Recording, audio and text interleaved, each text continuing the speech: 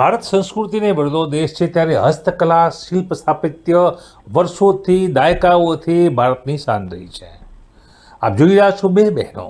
જી હા, આ તેમની કલાકૃતિ છે, તેમની હસ્તકલા છે.